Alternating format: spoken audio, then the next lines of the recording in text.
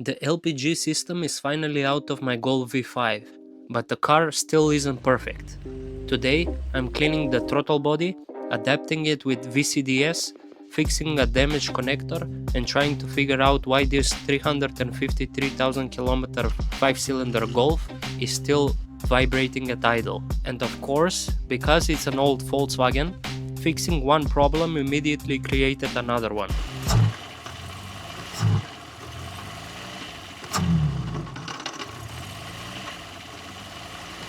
In the last video, I gave my 1000 euro Golf V5 a full basic service because when I bought it, the car was running very badly, especially on LPG. Since then, I had the entire LPG system removed from the car. The tank, the lines, the wiring, the switch, all of it is gone. But removing LPG doesn't automatically fix the car. It just means I can finally diagnose it properly as a petrol car. And there are still a few things I don't like. The throttle body looks dirty, the car still has some idle vibration, and from the first VCDS scan, I already knew that the MAF connector was damaged. So today, I'm cleaning the throttle body, sealing it back onto the intake, doing a throttle body adaptation with VCDS, and fixing one more problem that showed up immediately after I put everything back together. Basically, this is the part where I find out if removing the LPG system was actually a good idea or if I just created new problems for myself.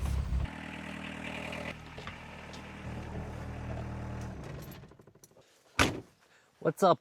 As you can see, the outside of the throttle body is very dirty, so I assume that the inside is worse. Dirty throttle body can cause a lot of issues. One of them is rough idling, also maybe misfires, so it's a very good idea to clean it. And since the car isn't misfiring anymore but still has a rough idle issue sometimes, it's a very good idea to clean this, and we'll know that the car is basically working as it should be. So this is the first on the priority list, so let's do this.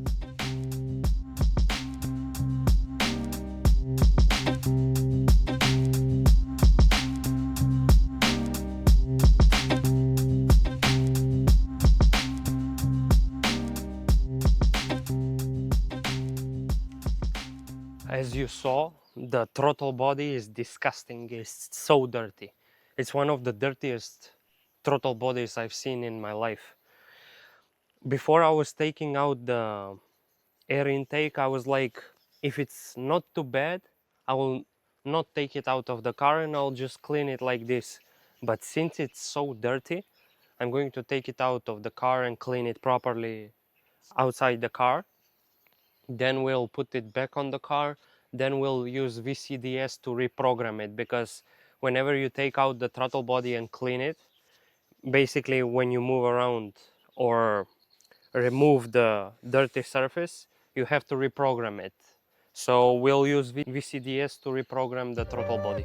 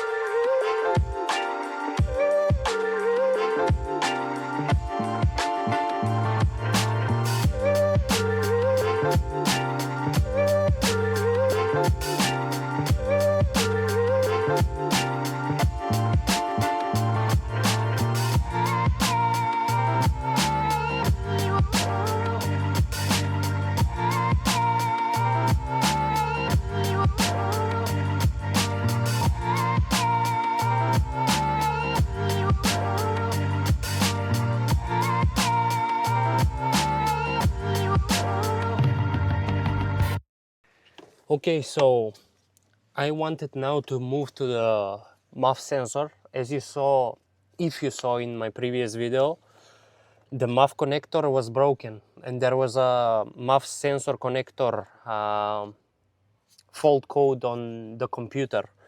However, thanks to some advice from my friend, he told me to check if the pin which I think is broken, whether it has a wire or not. And upon checking it, the pin which I thought was broken doesn't have a wire behind it. So actually this connector is fine. It works as it should. So that's one worry which I don't need to worry about. Now I'm going to reassemble the connector because I had to take out the housing and the wires protection to check out how many wires there are. So I'm going to reassemble this, then I'm going to reassemble the throttle body. I have cleaned a lot of the parts, and like this engine bay is so dirty. There is oil everywhere, and oil that is old maybe 20 years ago. So it's a very dirty engine bay, and anything you touch is oily. So that's really it makes it annoying to work on. So I was cleaning the parts for like 1 hour. So let's move to this, start reassembling everything.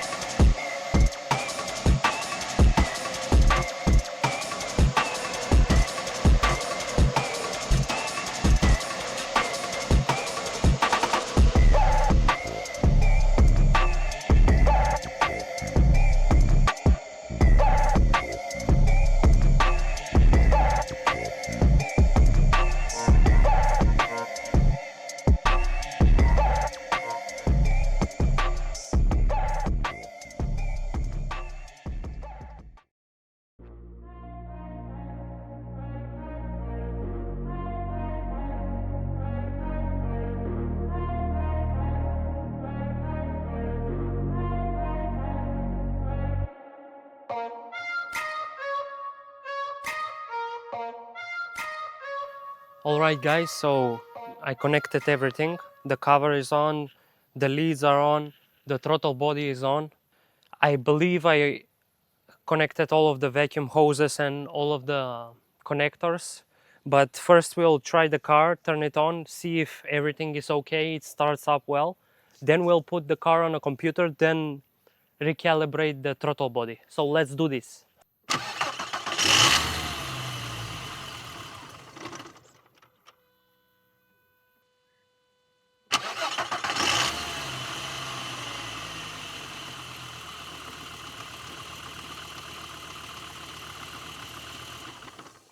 Okay, that was weird. The first time I started up, it immediately shut down by itself, but the second time was all right.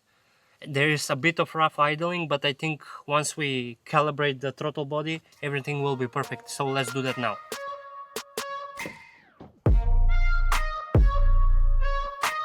Alright, let's do this shit. So let's put the ignition on. Okay, so at this point the adaptation is running on the throttle body, and it finished without any faults. But as soon as I started the car, something wasn't right. The car was running on higher idles, which initially I felt it was a good thing, but as soon as I gave it gas, something was wrong.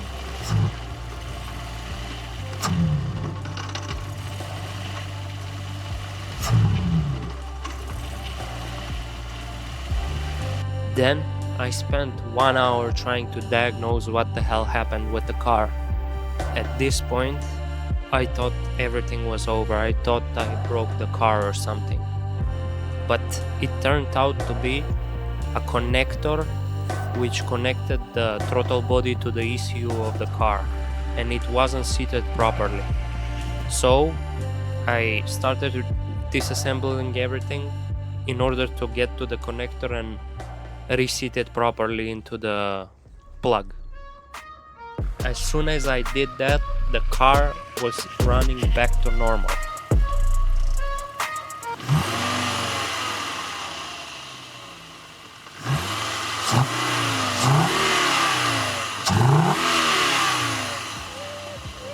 So boys, we made a lot of progress today. The LPG system is finally gone from this car, the throttle body is clean, the car accepted the new adaptation for the throttle body, and reseating the throttle body connector meant that the car is now working normally. However, this car is far from perfect. Like, there is still some vibration at idle, especially when the revs drop below 1200 RPM. So there could be a small vacuum leak, a mount, the exhaust touching somewhere, or a flywheel noise. But anyways, the most important thing is we made one more step to bringing this car back to healthy condition. For the next videos, expect more of this car restoration, maybe new wheels, we will see. But please subscribe, support me when you can, and leave your supportive comments in the comment section below, because it really means a lot to me. So yeah, peace out everyone, let's go. I'm not a fucking mechanic.